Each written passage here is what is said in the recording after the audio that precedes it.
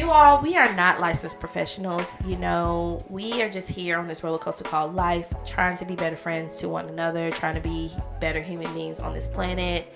If you're tuning in, we are not opting out of therapy. We are not advocating that you listen to us and not see someone who is licensed and trained to help you with day-to-day life on how to cope and deal. So we advocate for therapy a lot here.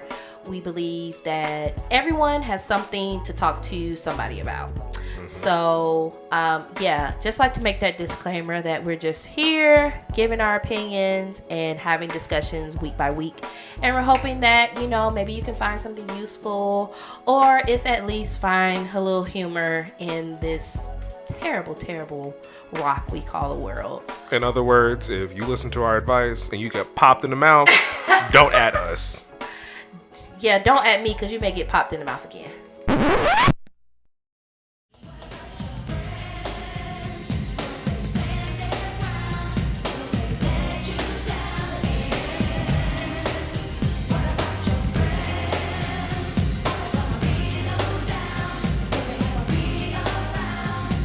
Welcome back, or welcome to another episode of Friendship University. If you are new here, thanks for tuning in. It's a podcast about the lost art of friendship, because around here we feel like friends are worth fighting for. If you are a returning listener, thanks for putting up with our shenanigans yet another week. Although our shenanigans have nothing on this rock we call America, we're here to take your mind off of what's going on just for a little bit and potentially give you a little hope in this world. Mickey, how you doing this week? Honestly, just on this floating rock that's floating around, a fireball that is floating around, a black hole in space. Having to pay bills on this here rock that I didn't ask to be on, just to live. But anyway, outside of that, I'm doing good, honestly. So how are you doing, Kristen? I'm a person with a bullseye on their uterus on this rock for whatever reason. So I'm doing my best to remain hopeful. And I know people probably have been talking to me this week and like, she's saying some real bumper sticker stuff. They tell me I'm not, but it's just all I have. I'm just keeping my faith and really just hoping for better. I'm going to just say this and I'm going to be done with it. Y'all going to stop lying on God. Y'all going to get enough lying on God. All these things going on in the world, all these choices y'all saying y'all making in religious strides and in the name of Christianity ain't got nothing to do with the God that I love. So, you can keep on with your religious acts, because that's exactly what they are, acts. She said what she said. Listen. He gonna open the sky one day and be like, I ain't never said. Can it happen sooner rather than later? I've had enough. I'm good. I've had 26 good ones. Well, 26 moderately aight ones. Well, you know, everybody knows. We'll just address the elephant in the room. Everybody knows what has recently happened with the Roe versus Wade case being overturned by the Supreme Court. Not everyone in the Supreme Court, but the majority of them. And we're just out here trying to make it, man. I don't know. I do know that I will not be policed. If I gotta travail to the day I die for what I know is justice, that's just what I'll have to do. Period. The Supreme Court literally looked at women and said, you know what? I think guns deserve more rights. They literally said, we just lost so many babies in Texas. We've got so many mass shootings going on. Women, pregnancy,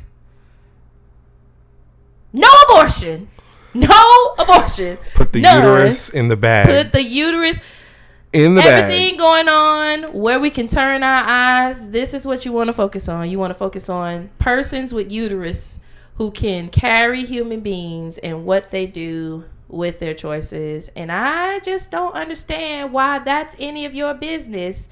Genuine had a song said, can I get in those jeans? In those jeans, looking good. But he asked for consent. I don't understand why the Supreme Court is in my jeans without my consent. Ain't nobody ask you to be in there? They really got nothing else going on. They actually had plenty of things going on, but they said, inflation, nah. At this point, I'm starting to wonder nope. if they just pass around a bowl with topics in them, and then like a party, you know how you just have topics you pass out for an icebreaker, and they may have just continuously pulled out women, uterus, Speaking abortion. of topics, you know what wasn't in that bowl? Interracial marriage.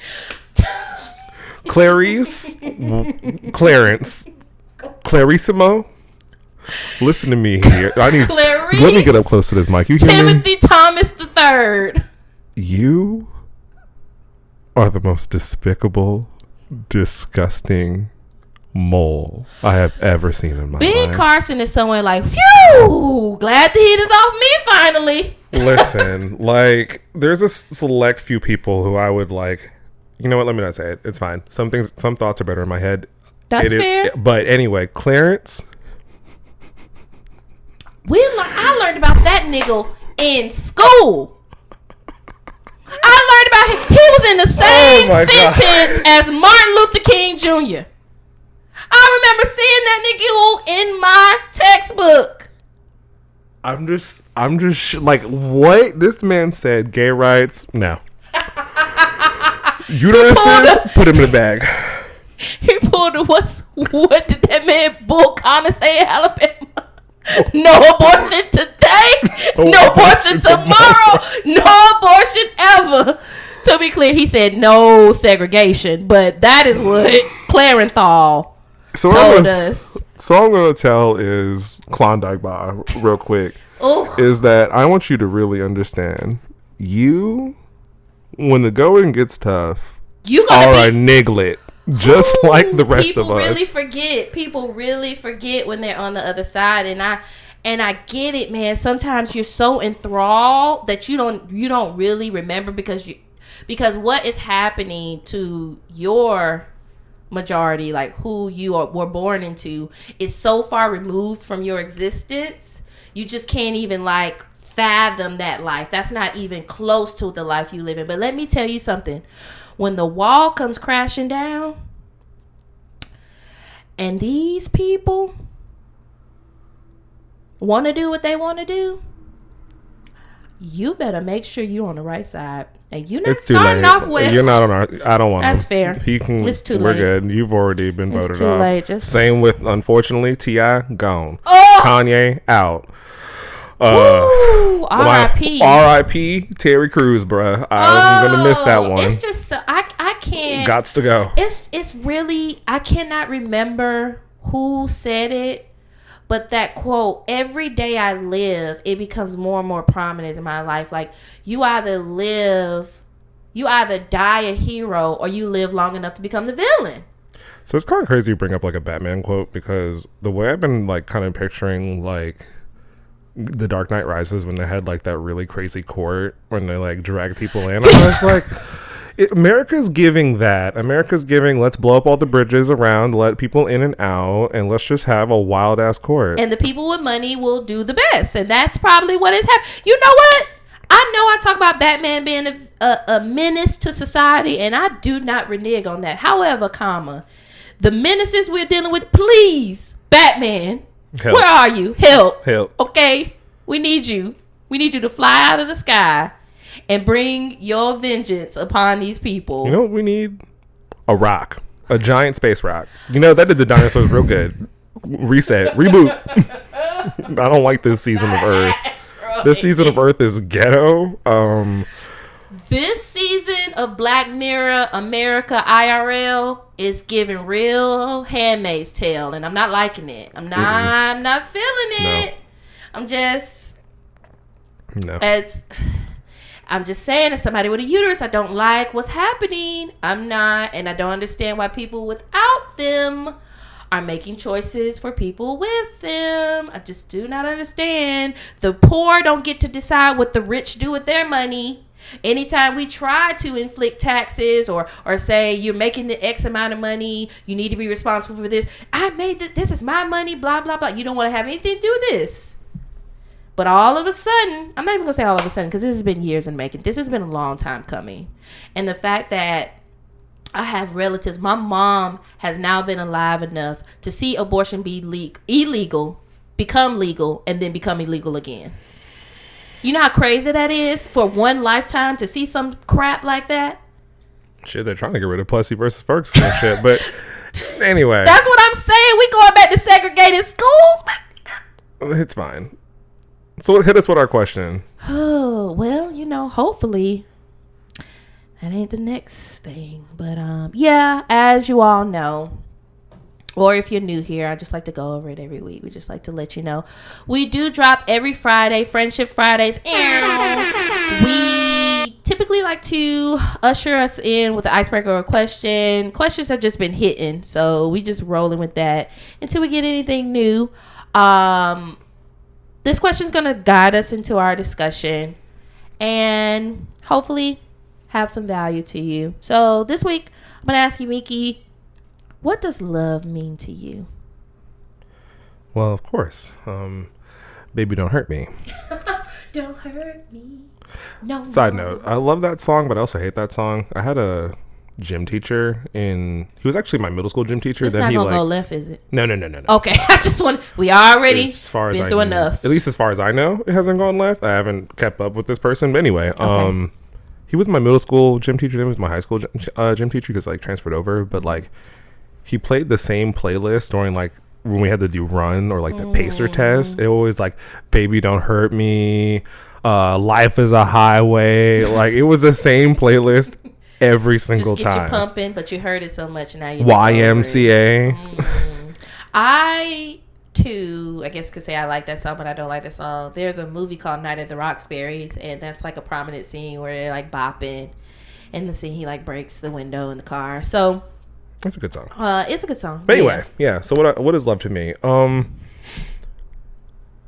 At face value, I'm gonna say love is a deep feeling of compassion and attraction towards an individual. Mm-hmm.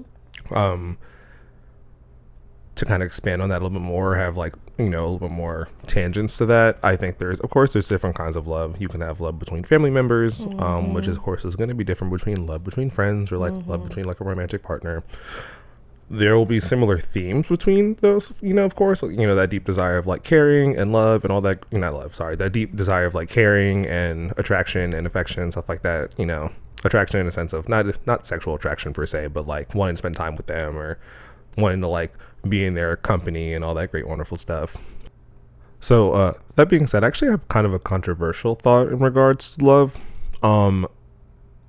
In most circumstances, I do not think unconditional love is a real thing. Okay. I think it can exist between a mother, or actually not even a mother, parents and a child or something along those lines. But in most relationships, there has to be some give and take for love to actually grow and whatnot. So in a romantic sense, you give by giving your time, giving your emotions, being vulnerable with someone, loving them in their love language, giving gifts or spending time with them, whatever the case may be. And then you receive things in return, either by the same behavior or them spending time with you, or them being a safety, a secure place for you and stuff like that, or making you happy and things like that. I say things like that a lot also. It's your thing. Like that. But and that might sound kind of oh, that's not true. I unconditionally love my boyfriend or whatever the case may be, or my best friend. I want you to think about it this way.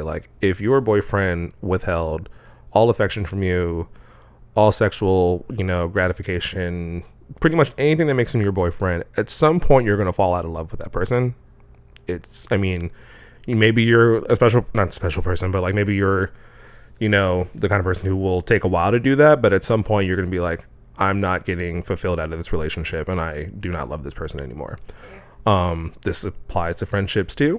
If you're putting all your energy into a friendship and, they're giving you next to none, at some point that love might turn into resentment. So like even between like you and a pet, like you can love on your pet all you want and like love them to bits. And if that thing is tearing you up and ruining your social life or destroying your stuff, at some point you're going to sit there and think, wait, like you have to really reconsider like the relationship a little bit. So that may be kind of like cold and callous. It's like unconditional love doesn't exist. Like I said, I think it can exist in very special cases. And I'm not also saying like the cases I described where it can exist that it couldn't. I'm just saying it's not as common as people like put it off to be. Like, yeah, it's your take and that's fine. For sure. Hot takes. Hot takes. Yeah. But how about you? What does love mean to you? Yeah, love to me, is who I am. I think of God, right? I think of the God kind of love. I think of the different kinds of love, as you mentioned, romantic love, brotherly love, where we're talking about platonic friendships, agape being what you just described as unconditional love. And I can kind of say that I can agree in the sense of, for me, there's only one unconditional love that exists, and that's between me and God. So when I think about unconditional love, I think no separation long term. So I feel like what you were describing was there could be scenarios where things happen between individuals, and now the way that I felt about you or what I thought I felt about you has now changed. And so when I think about that, I think about like parents who disown their children for their choices, right? So it's just kind of like, you do have parents who do that, but then they eventually come around, and then that doesn't mean it's not. Yeah, but when the parents who do come around, that can be considered like a form of unconditional love, right? I had to kind of get over myself in the way that I felt about something in order to accept you for who you are. So when I think about love, that's what I think about. I think about the patience. I think about the putting oneself aside. And this is not in the sense of, we're taught, I want to be very clear that putting oneself aside doesn't mean abuse. Mm-hmm. So it doesn't mean that you're supposed to be dragged through the mud and you got to really go through this like ride or die, Bonnie and Clyde to prove yourself kind of love. That's why I said there's only one kind of love that exists to me, the unconditional, because you don't have to prove yourself to God in order to receive his love. But on earth, we have said unconditional love has conditions. We just don't say those conditions out loud. Mm-hmm. And so I believe in that kind of love, and that kind of love has taught me what I feel like has given me the ability to love. And I say that in the sense of I'm nowhere near perfect. I need hella work. Let's just period. However, I have had the opportunity to talk to people about the way that I express myself to them or the way that I treat them, and they feel it's in a more so compassionate way than other people they've experienced. And I attribute that to God. Like, I attribute that to learning that love will not always look like what you think love should look like. I mean, even you think about movies and you think about like media and love songs, and we tie love to sex, we tie love to being there in hard times, we tie love to food, we tie love to all of these things that are not steady. They're not congruent. They change with time. And so if you are not able to adapt with the change of whatever's happening, sometimes that love you thought you felt will disappear. But I think also too, we have to realize that we love from a place where we can love, right? One of my favorite quotes by is from a book called The Bluest Eye, Toni Morrison. And love she says, love is no better than the lover, right? So a hurt person loves in a hurting way. A broken person loves in a broken way. I think about the love that comes from our parents, and they love from where their parents loved them from. Mm-hmm. That's all they know how to do. And so for me, what I'm trying to learn is to love better than that. And that's not to say that my parents didn't love me and I don't love them. I just know that there were certain instances where I felt like love could have been presented in a better way. And even with friendships, and so that's why I'm on this constant journey. People always ask me, like, in interviews, it's funny because when I go on interviews, they'll ask a question like, what do you think your strength is? And I'll say love, honestly. And I'll be like, I know that's cliche, but like, I come in and I just love on people. And like, honestly, that's just always been the way that I've been. I've met people who didn't want to. We have a mutual friend who I was like, you're going to love me. Like, I don't care. You're going to love me. You think I'm crazy right now. You think I'm like Mary Poppins and I'm faking it, and I'm not. Like, I can confirm. No, you really are very loving. You're like a Care Bear. I just love to love people because there are so many people in the world who have never experienced love, who never really feel like what it feels like to be accepted for yourself. And like, I'm so thankful and grateful that I have people in my life who accept me for who I am. And so, I'm sorry, something just happened off camera. You guys can't see it because we don't have a camera, but yeah. So yeah, love is my thing. Like, I love, and that's not to say like, I get nuck if you put for sure, and that can still be in love. Reproach is love. We're taught that we can't reprimand people because we love them. That's a lie. I'm not gonna let you live in squalor. I'm not gonna let you live in what I know is below who you are. That's not me loving you. Mm-hmm. I need to tell you, you're better than that. You can rise above it. So that's what I think about when I think about love. And I just wanted to kind of have that conversation a little bit because we're going to talk about, in celebration of the last episode we'll have in Pride Month, the alphabet soup. We kind of wanted to talk about what love was and how people think about love and how it can be different for multiple people, and maybe that's why you shouldn't constitute who loves who, but that's another story for later on. As some of you all know, we are LGBTQI friendly over here. Miki being a part, me being a part. Miki, I wanted to ask you something, and I feel like it's going to be funny because you're funny, but I wanted to ask you about your coming out story. Bro, I don't know what you're talking about. I'm mask for mask, girl. What you mean, bro? I'm kidding. Oh my God. Not I'd love to tell you more about my coming out story. What it do, bro? So sorry. I'm of the LGBTQ tomato broccoli. Black gay man, proud, loud and proud. I wasn't always loud and proud, but we can talk about that. Anyway, so yeah, happy Pride Month, everyone. Enjoy it while you can, because Clarissimo is on your ass, okay? Oh, you hear goodness. me? If we was in a racing game, if we were playing Mario Kart right now, he would be on your blue ass shell. with a red or blue shell. You hear me? You're out.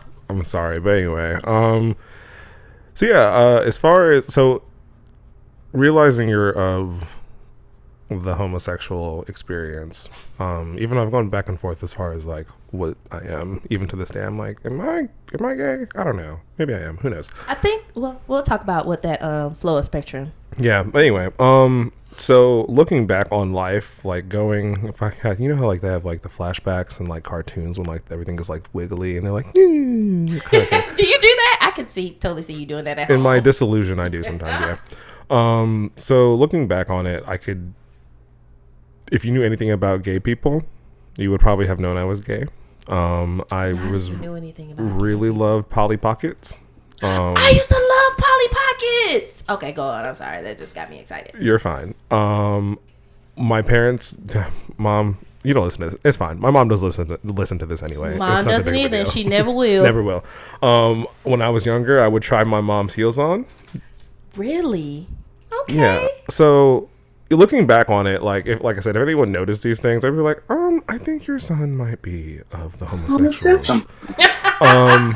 That's funny because that's how people talk, especially black people. Oh my God, are they homosexual?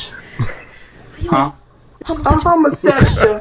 But anyway, as far as coming out, I'm sorry, I moved away from the mic. Coming out wise, I didn't really have like the first thoughts of like, I was gonna say like being gay, but I'm actually gonna say like just sexuality in general, or having sexual thoughts until like probably mid to late middle school, so like 8th grade here. Before I had like those thoughts, I was kind of okay. It was kind of like I was having both thoughts of like girls and guys. Like I found girls attractive. I also found guys attractive. Actually, my first kiss was with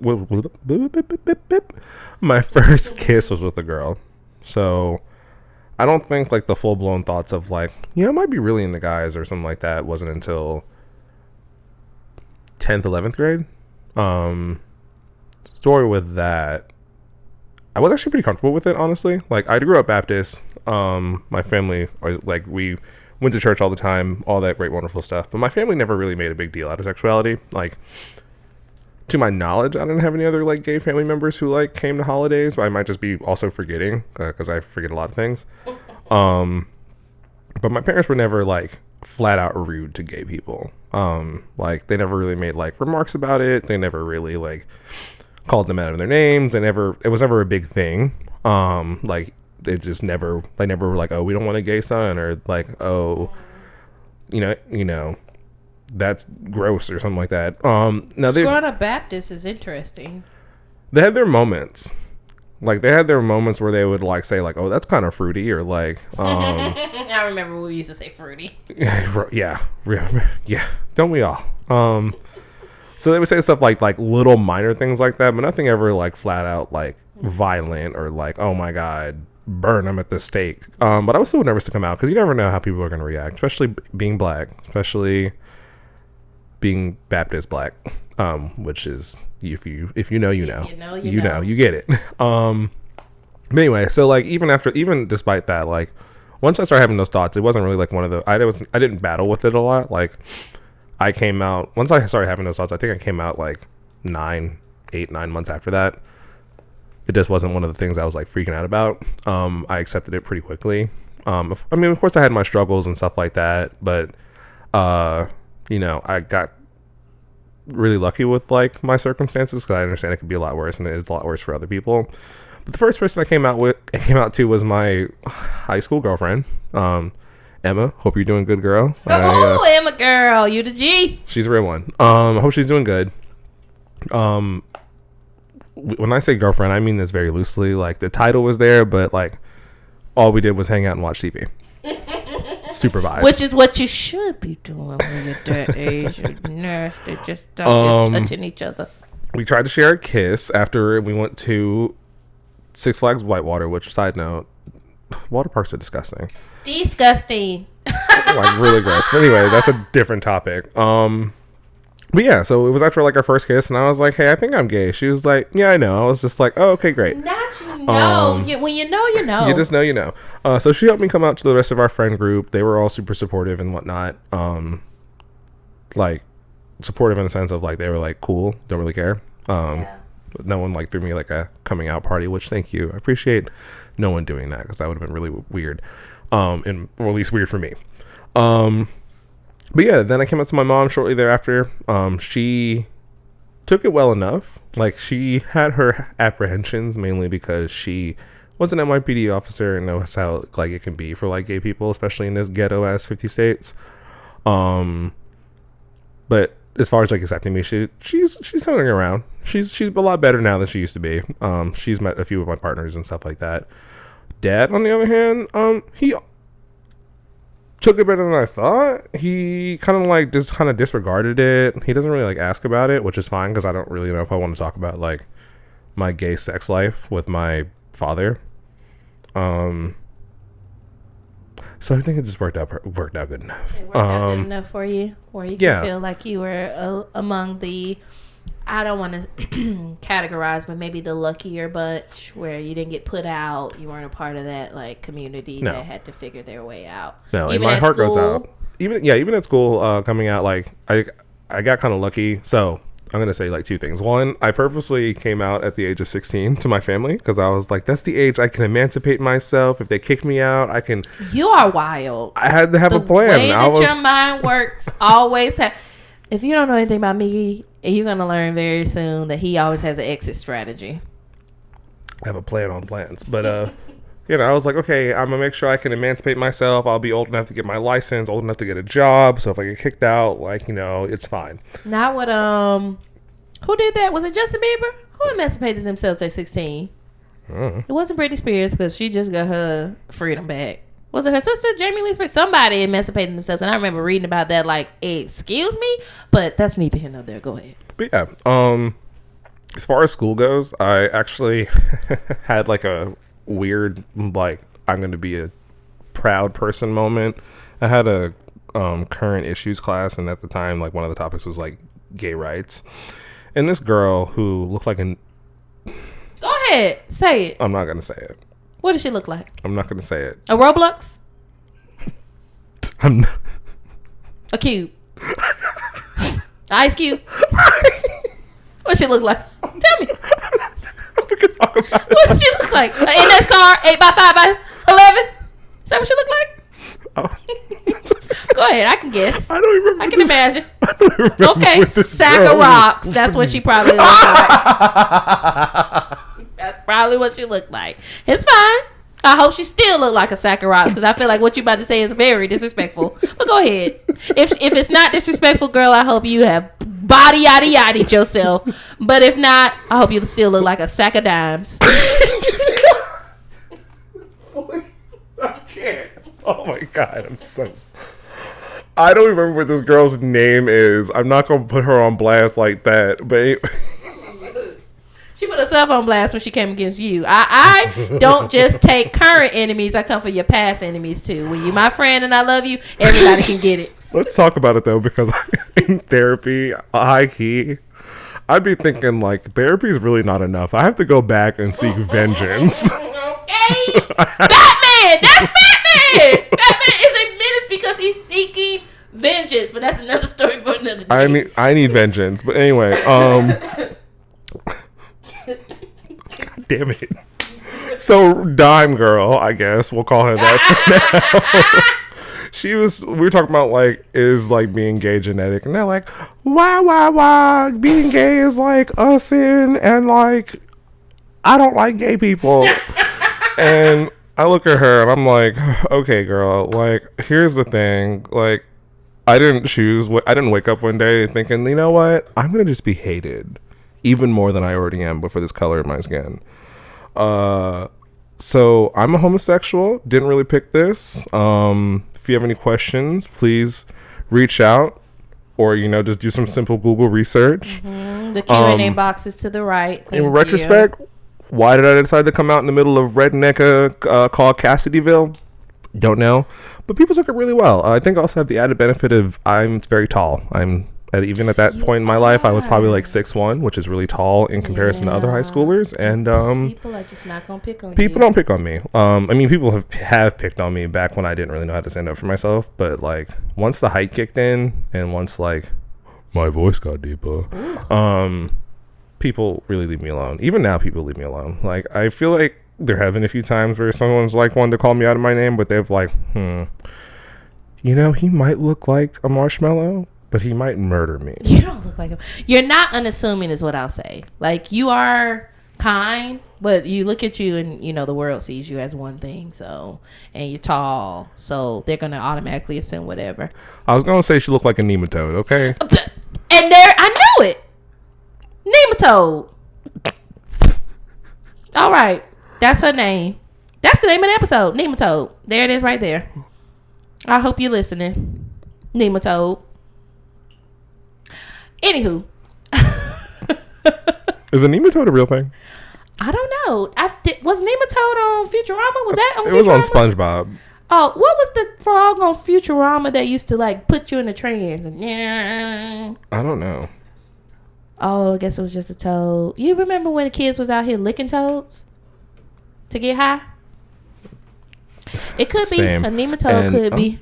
A nematode could be a real thing. Mickey's looking that up. But yeah, I'm thankful. Oh, so roundworms, their scientific name is nematode. Really? Nematoda. Worms? Nematoda?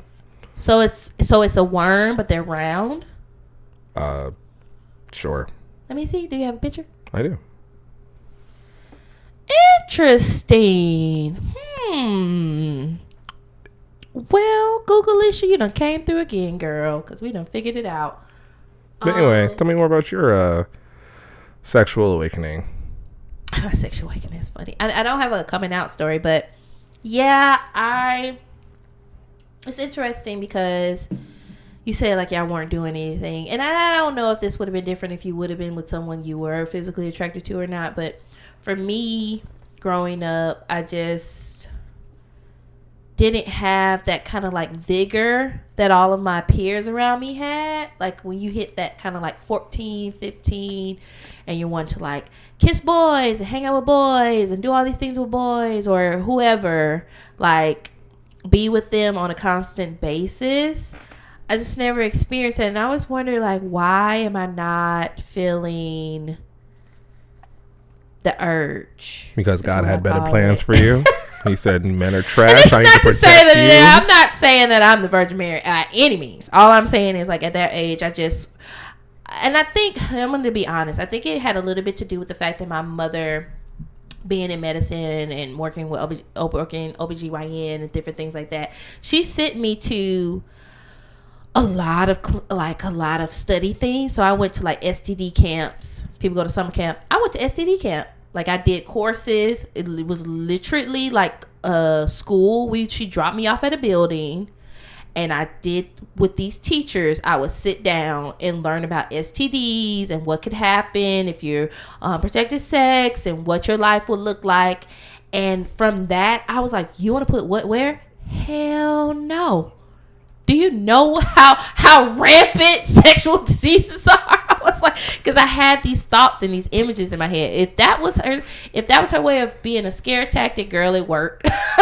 But like, I would prefer that over like other classes you take in high school. Like, it wasn't in high school. This was outside of school. She would make me do this on my free times, like weekends. I would go to STD camps. The way you say that, it just sounds wrong. There has to be. It's not camp, but like classes. I don't know. And she was very open. She talked to us from an open age about like our body parts. I was very much so aware of like what all of my parts were, what they did. And again, we too grew up in church and just different things like that. So, and I'm not saying that church stopped me because. Y'all never know what church I went to or grew up in, so it don't matter. We had a conference called a specific thing. If I say it, you may look it up. But it was all about love and you doing a promise ring and all these kind of like things. Again, I wish we had a camera here. But, and I remember going to those conferences where it was all about like, you do this promise ring and you're choosing to wait till marriage. And literally, people were having sex on the buses. Like, people would come in from out of town. I went to a pretty big church. People would come in from out of town, and they would hook up with these people. I remember having this boy talking about, do you want to be my girlfriend? And during the conference, he was trying to, like, get me to sneak out, like, make out with him and all this kind of stuff. And I was like, what? Like, and so, yeah, it wasn't... You know what I'm saying? That's why I'm saying I brought that up to say like church doesn't always have anything to do with the choices that you make. It's really the relationship. But yeah, like I remember thinking about that and thinking like, why do I not feel these urges? And again, like that's not to say they didn't eventually come, but I just remember thinking about that. And so I would say my first experience with realizing that people could be different than me, as far as like outside of what you deem the normal, like having those normal sexual inclinations to want to be with somebody, but like the opposite, you want to be with the same sex, was in high school. I had a friend, and she became my best friend, and there was a lot of talk about her being gay or lesbian. And, you know, I was like, I'm not, until she tells me to my face, you know. But if we think back on what a traditional, like, tomboy looked like in our day and age in high school, she was that. She dressed like Nelly. All she was missing was the eye patch. Honestly. Honestly, but I loved her, and she was my friend. Like, I was like, and people used to try to pick on me. And the thing about it was that, and maybe I've just been a lover my whole life, I don't know. The thing about it is people used to try to pick on me. One, I could fight, and I knew you couldn't beat me up. So most people kind of probably knew that. And two, I just got along with everybody. So people would try to pick on me, but I was very clever, and I would say things back. You do have a smart ass mouth. Yeah. Listen, I ain't got nothing. But yeah, people used to try to pick on me for her being my friend. Like, oh, that's your friend. And then, y'all doing whatever. Yeah. And I'm like, girl, first of all, you need to be focused on your grade instead of me, because you're not going to make it out of high school if you keep acting the way you're acting. But maybe I've always been old. I don't know. But it never bothered me. And we were friends for a year. And she finally came out to me. Mm-hmm. She came out to our friend group. Mm-hmm. And she was telling me how she was doing this. And she was practicing to come out to her mom and all these other things. But, you know, the friend group had no problem with it. Like, we knew. And this was in an age, honestly, you think about school now, and I'm by no means saying that it's easy. And I don't know what it feels like to say something to that magnitude that can potentially ruin your life, in the sense of like uproot you from everything you know. What I am saying is I'm noticing the trends, and in my high school days, it was not as widely accepted as it is now. And so you weren't potentially made an outcast, but you weren't necessarily like someone that was sought after. So you kind of considered like the weird kids. You just coupled in that group. And she came out, and that kind of like happened. And I was like, I'm gonna stick. That's my friend. I'm gonna stick beside them. Mm-hmm. And I stuck beside her, and we remained friends all throughout high school. We actually remained friends up until college, and it's a different story why we stopped talking, and that's a different story for a different day. But that was kind of like my first experience, and I started to try to figure out like, well, if this person can feel like this, then maybe I need to figure out why I feel the way I feel. And I started seeing terms like asexual. I started seeing terms like sapiosexual and just different things like that. And again, we touched on it a little earlier, where you kind of said you didn't know whether you were gay, you didn't know what you wanted, what you liked. I think a lot of times it can be on the spectrum. Sometimes you may feel one way over other. Not all the time, and not with all the letters. Please, y'all, don't attack me, and don't attack Miki. We're not saying that you don't know who you are. All I'm saying is that sometimes you can feel one way, and it's okay if another time you feel another way. Oh yeah, absolutely. Because some days I'm like, yes, men. Other days I'm like, men. Well, I think that's just because niggas ain't shit, though. But hoes and tricks. I mean, I've had crushes on girls and stuff like that. Excuse me. Oh my goodness. I have openly gone on a date with someone who was transgender before. Like, I don't really care per se. Also, hope they're doing well. Fluidity is a thing, and duality is a thing. You can exist as two, as one in senses, and so I feel like, yeah, for me, I just kind of think about friends that I've had who came out. When going back to the friend I had in high school, she came out to her mom, and it was not good. It was not good at all. Like, for the longest, her mom had already been trying to like turn her to a quote unquote girl, making her wear dresses to church, making her wear dresses during picture day, making her wear heels, doing all these things that was just not her when she was the freshest of the freshest niggas in school. I'm talking about Nike suits, the freshest sneakers, everything. And that just was who she was. And she was fresh to death. Like, I'm not even going to hold you. But, yeah, her mom threatened to kick her out. And she was like, I'm not going to kick you out now. I think she came out around like 16. Maybe the same age that you came out. Her mom was threatening like, well, I'm not going to kick you out now, but when you graduate high school, you got to get out of my house and blah, blah, blah, blah. And like all these terrible things. She was under so much turmoil. Her dad was in the picture. And so I just remember thinking like, this is terrible. And her mom was supposed to be this God, quote unquote, God-fearing woman. And I'm like, that is not the God that I know. Who are y'all talking about? Who are you?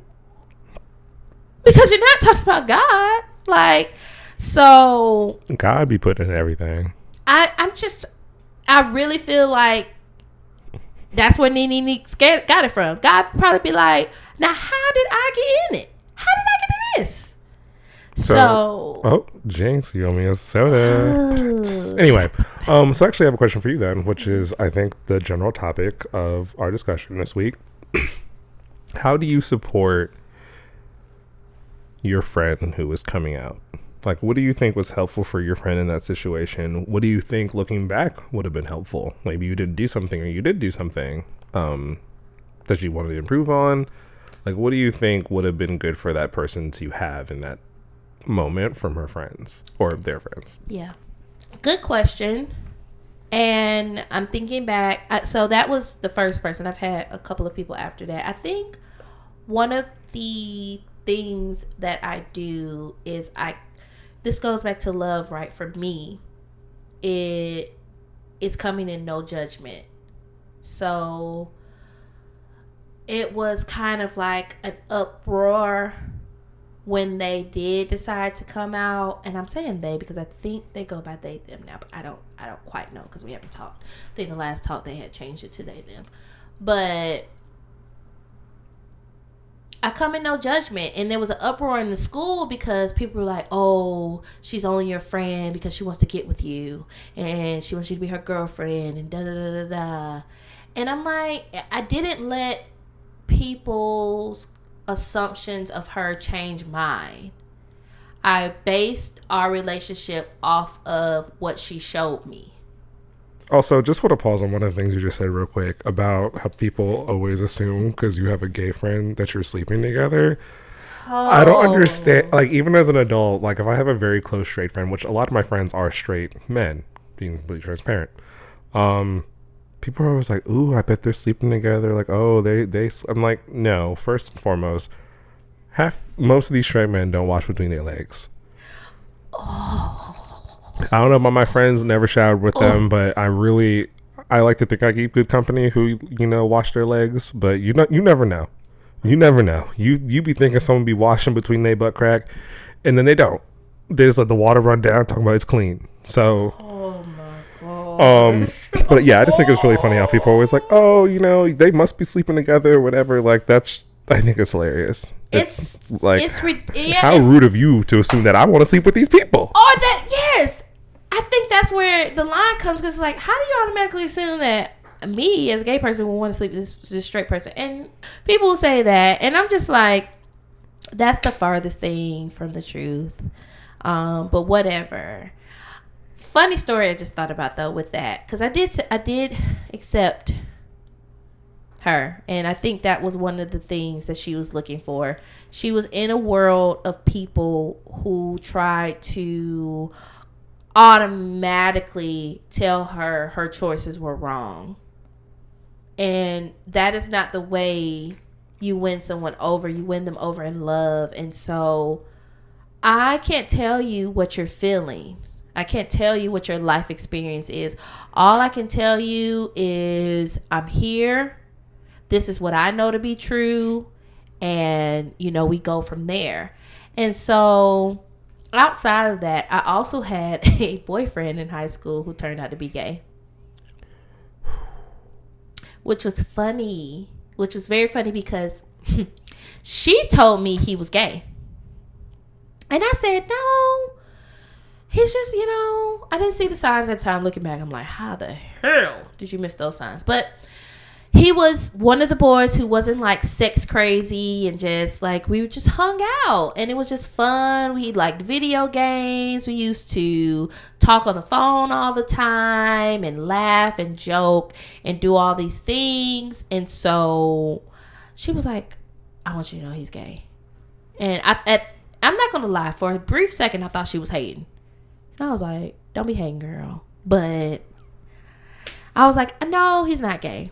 And then I broke up with him, went to college, all yada, yada, yada. And then I saw a couple of years later on Facebook, he was in a relationship with a guy. Good for him. That's nice. He's out loud and proud. Good for him. I'm very proud of him for coming out. If I would have thought about the person he was then and how scared he was to do that then, even though he had friends, I feel like that supported him, but you just never know, you just never know in that situation. And him being out and happy now, for sure. I can't be upset that your soul is not in turmoil anymore, for sure, that your heart is like open. So that's funny. Yeah. I think a way to be there for someone, regardless of how you feel, you have to understand that the situation of them opening up their heart to you in that manner to trust you enough to tell them something that intimate has nothing to do with you. It's all about that person. And you need to make sure that moment stays about that person. So in the situation where parents are like, I can't believe you did it to me, and no, like, it's not about you, it's about them. And you just need to let them know that on this journey you will do your best to love and support them. That's my piece of advice. What about you? Yeah. So no, I agree with you as far as people turning things back on themselves. Excuse me. Because it's not about you, or you, the person who's not coming out. It's not about you. It is really quick for people to be like, oh, well, what was me? How does this affect our relationship? How does this, that, and the third? How are people going to look at me hanging out with you? Blah, blah, blah, blah. That's selfish. People who have the habit of doing that, I'm not going to say they do it on purpose. I'm not going to say like they're like deliberately trying to be like dismissive or not there for you. But, just be kind of cognizant of how you react to those things. Like I said, it's not about you, it's just really about that person. But anyway, as far as someone who had to come out, what helped me a lot was, honestly, geez, I haven't come out in so long, I can't really remember. I would say, just having like that like support system, like having a good group of people who you can be yourself around, who you can vent to, like a safe space for you to go, especially if you're younger and coming out, where maybe you are still, dependent on your family, or not, maybe if you're a little bit older and still dependent on your family, or, maybe there's some religious, blockers there, or financial blockers, whatever the case might be, that kind of makes you nervous to come out, or, maybe you're really close with your family and you're scared of that bond being broken. I think it's really important to have like a solid support system. May it be, within a friend group, maybe you have some coworkers you're pretty close with. Maybe you do have a church group that you can go to. Not everyone in the church is going to be like, what? You're a homosexual? What? A community for sure. Like, definitely having a community to, be there and pick you up and be there to just, not guide you, but like just kind of push you along that journey. Coming out's not easy. It's quite terrifying. Especially in this day and age, I'm sure. I mean, maybe not in this day and age. Honestly, I'm very proud of the next generation after me. They've done a lot of work, but that doesn't mean it's still hard out here for a pimp. Truly, especially with Klondike, Clarice. Woo, Claritin is on y'all ass. I'm telling you, it's a matter of time, yo. Just help us, Jesus. But yeah, that's kind of my 2 cents on it. You know, I at the same time, while shit is kind of ghetto, it is a lot easier to come out now than it used to be, honestly. So speaking of Clarendon, Klondike Bar, whatever the fuck the man's name is, don't forget that the first Pride was a riot. And that's my 2 cents on that. A riot held by black people. So, that's fair. Yeah. So let's just support. I think in everything you do, you need to do it in love. And if you can't understand what that means, or you can't find a reason to do it in love, then maybe that's not someone called to you. Maybe that's not someone who should be in your circle, for sure. You need to figure out a way to do everything in love. So that is our 2 cents on that. We're so thankful that you came another week to listen to our shenanigans. We're hoping that you're doing the best you can in this ghetto, forsaken rock that we call America, we call Earth. Everywhere is just on fire. If you have any topics or comments or anything you'd like us to discuss, you can email us at friendshipuniversitypodcast@gmail.com. You can find us on Twitter at Funny Podcast. That is at FUNI Podcast. We'll be posting to see what you all have to say about supporting your friends as they come out. It's Pride Month, y'all. Have pride. You can find us on Instagram at The Friendship University. Please rate us if you like what you hear, if you're feeling it, if you want us to review more topics, if you want us to keep making these episodes. It really helps when you review us. It gives us the boost that we need to have the resources to keep giving this content to you week over week. So please check us out on all of our platforms. We'll see you next week. Peace. Bye.